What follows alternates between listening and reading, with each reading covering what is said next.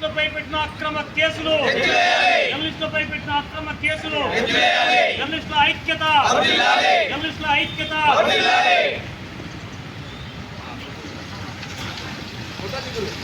మండల్లో తెలిసే ఉంటుంది.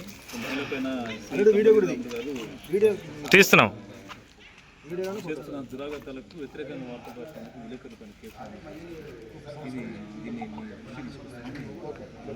తీసుకెళ్ళి విలేకరులపైన పెట్టిన అక్రమ కేసుకున్నాం.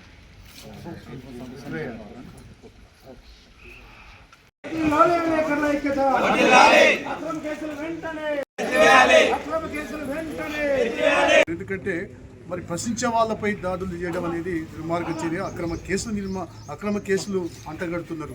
కానీ ఈ వ్యవస్థను మార్చేది, ఈ వ్యవస్థలో ఒక ఆలోచన తీసుకొచ్చేది మీడియా మాత్రమే. మరి ఇట్లాంటి మీడియాకు స్వేచ్ఛ కలిగించాల్సిన బాధ్యత.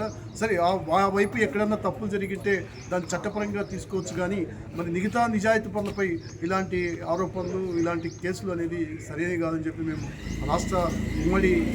రాష్ట్ర ప్రభుత్వాన్ని అభినందిస్తున్నాం. అదేవిధంగా మీడియాకు స్వేచ్ఛ కల్పించాలని చెప్పి మేము కోరుతున్నాం. సిపిఐ మండల కార్యదర్శిని.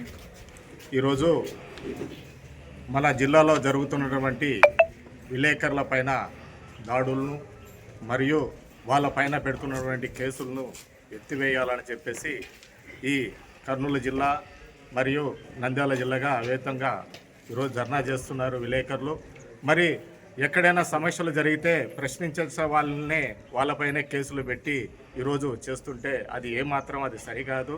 ఎందుకంటే మీరు చెయ్యరు, సక్రమంగా చేస్తున్న అక్రమాలను కూడా వాళ్ళు బయట పెడుతున్నారని చెప్పేసి వాళ్ళపైన కేసులు పెట్టడం ఏమాత్రం సరికాదని చెప్పేసి నా అభిప్రాయము.